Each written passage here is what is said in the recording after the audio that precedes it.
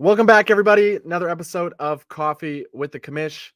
Started the weekend with a bang with the NBA All-Star festivities. Had a perfect bracket last night in the Rising Stars tournament. My guy Jones, who's going to join us in a second, had the exact score prediction, 40-32 in the second game of that tournament.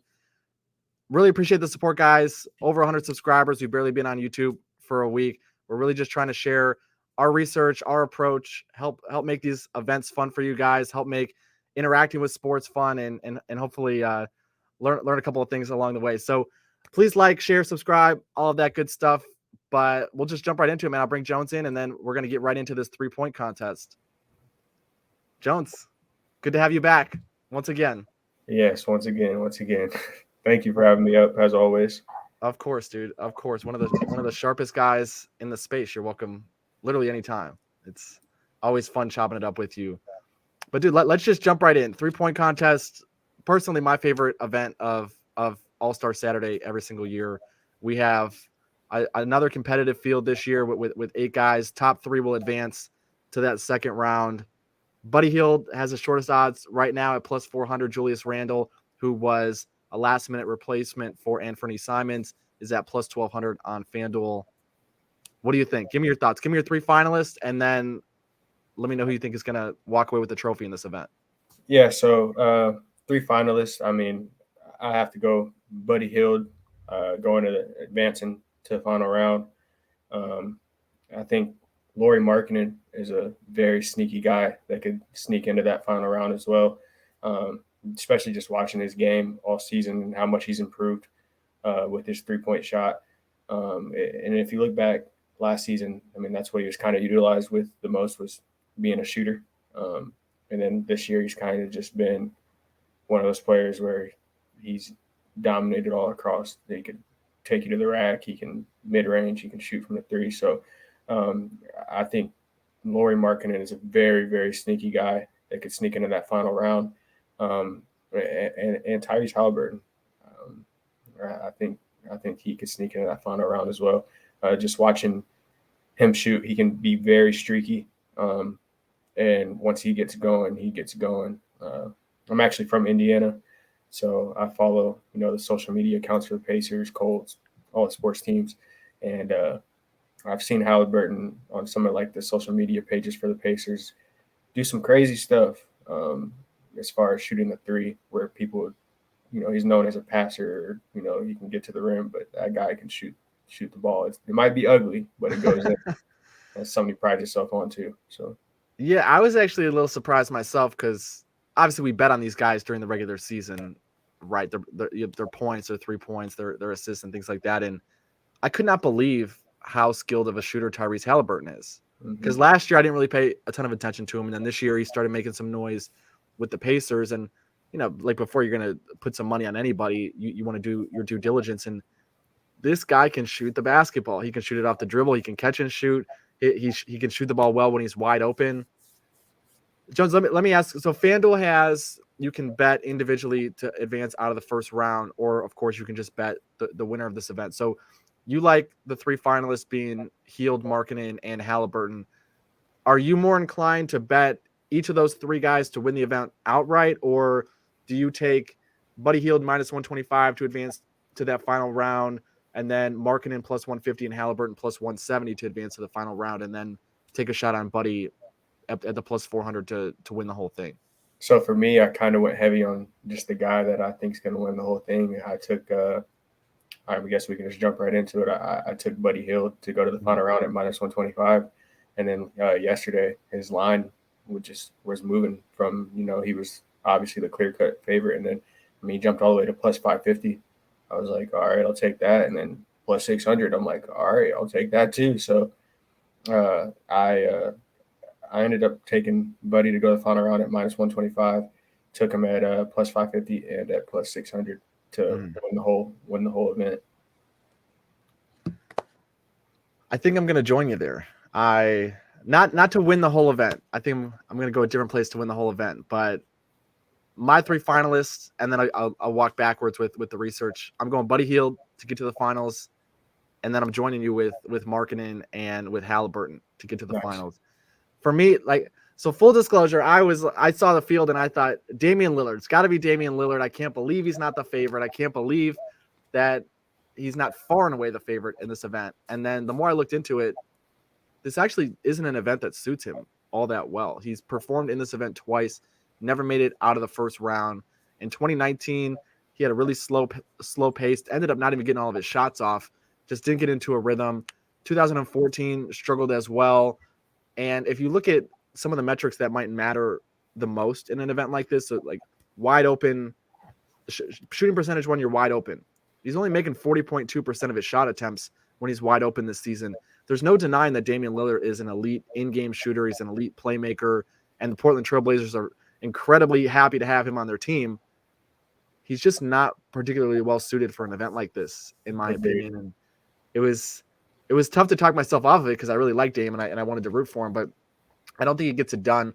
And I think when you contrast a guy like Lillard to Hield, who have both of those guys have similar odds at the top of the leaderboard here at the sports books for who they expect to win.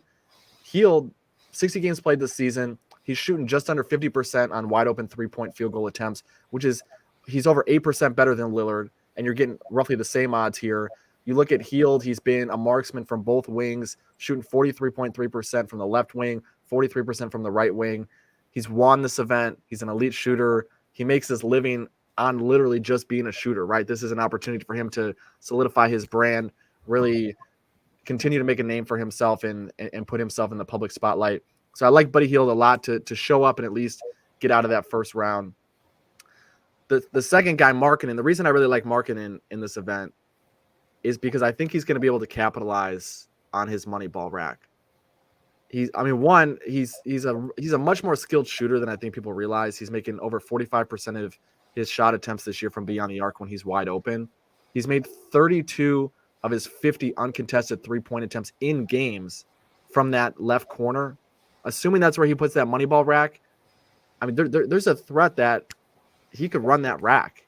Yeah. And at plus 700 to win the event, at plus 150 to get out of the first round, for me, Markkanen is like that just feels like a really, really good bet. He's got the familiarity of that's his home arena. He's going to have the local crowd behind him.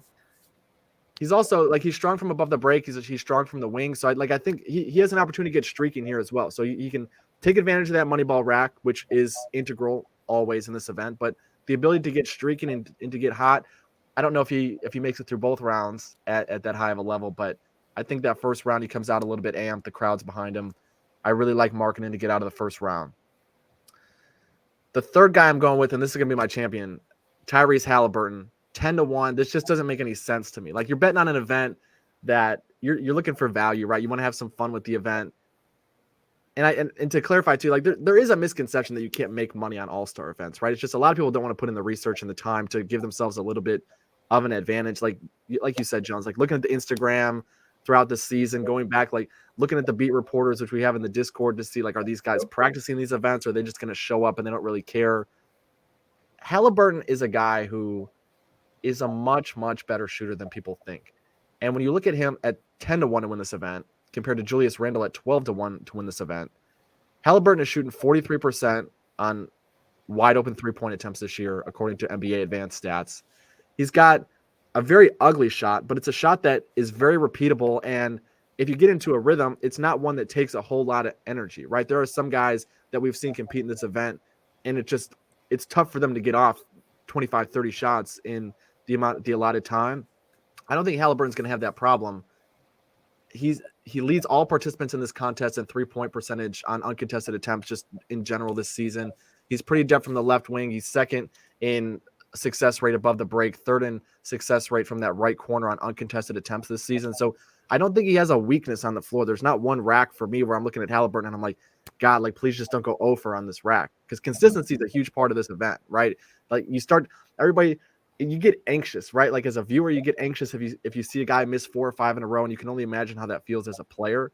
I don't think we're going to see that from Haliburton. I think he's going to give himself a legitimate opportunity to get out of that first round. And again, if he can do that without expending a lot of energy, at 10-1, it doesn't make a whole lot of sense to me. He's 10-1, and then you have a guy like Julius Randle, who is shooting 34% from 3 this season. He was a last-minute addition to the event. He's under 35% on catch and shoot threes this year. He's 35.3% on wide open 3-point attempts.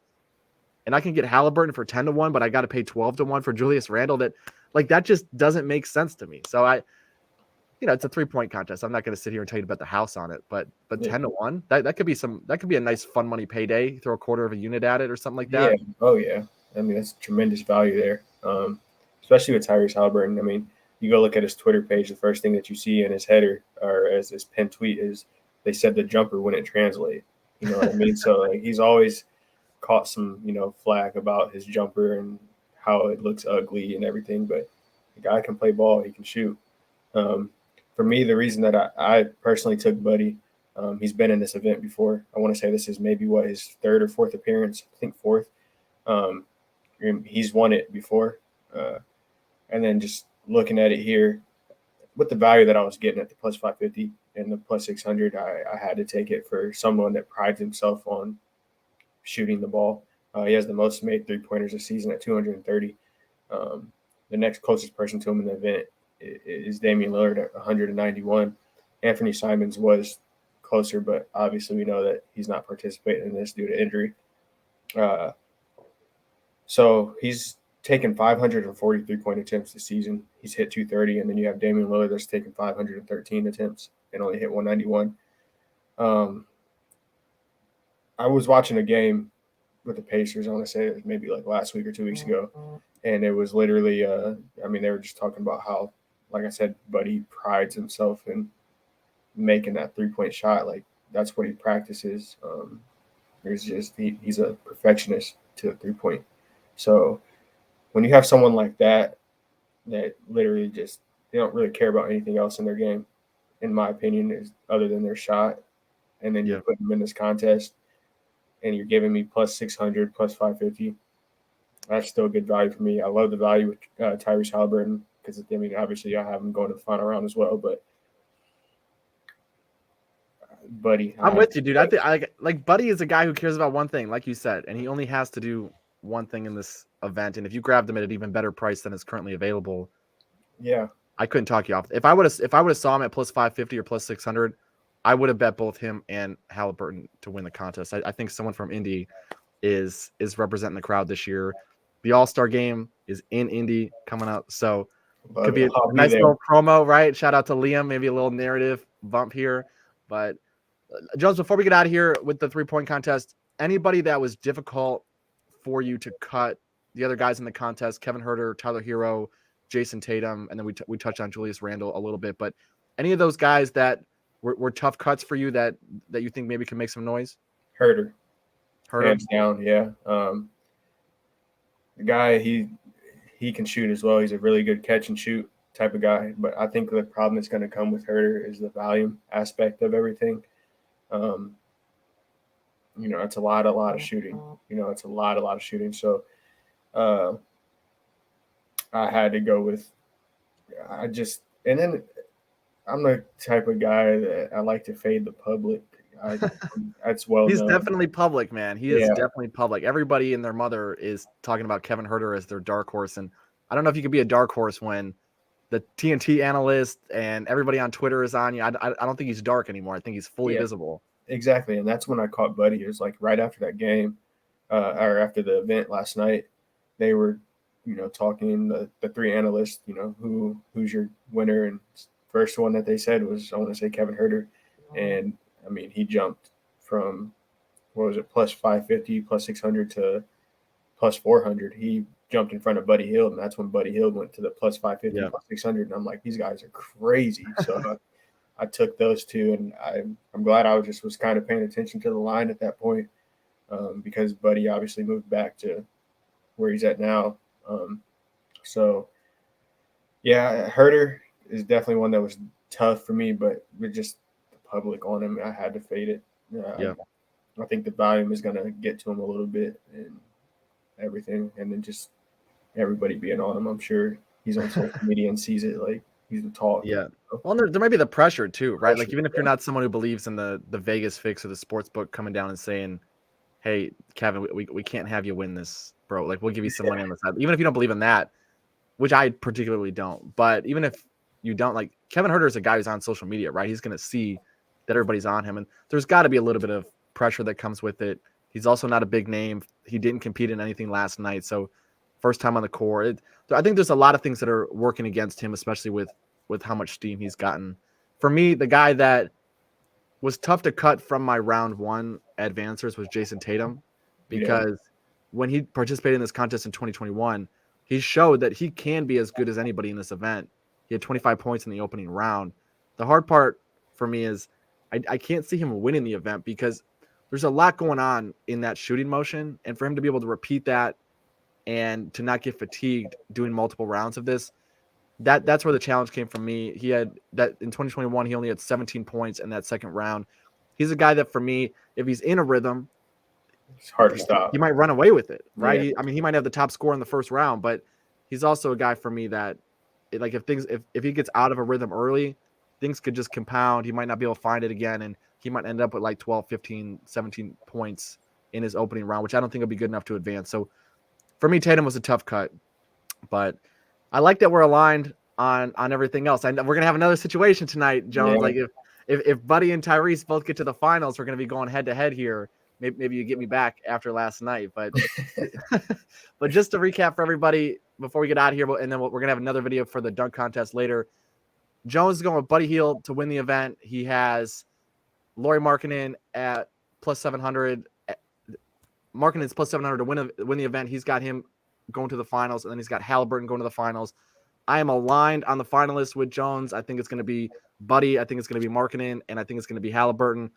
But I'm going with my guy Tyrese at 10-1 to get the job done. Can't blame you, man. Cannot blame you. So awesome.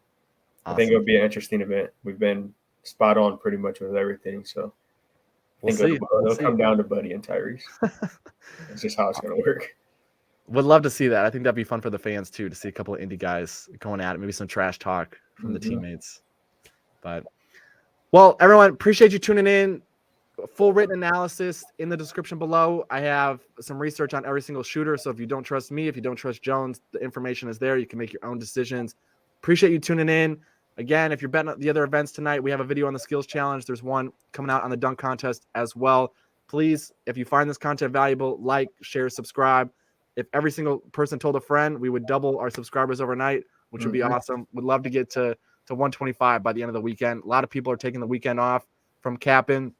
We're doing both, right? We can get on in the morning and do some shows, go hang out with some family, do whatever else, and then have some fun, hopefully in the evening. There's money to be made, man. There's definitely money to be made. So money to be made. Last night. So awesome. All right, guys. Well, appreciate you tuning in. We'll be back for one more video later. Good luck on your action, whether you're with us or if you're taking someone else tonight. See ya.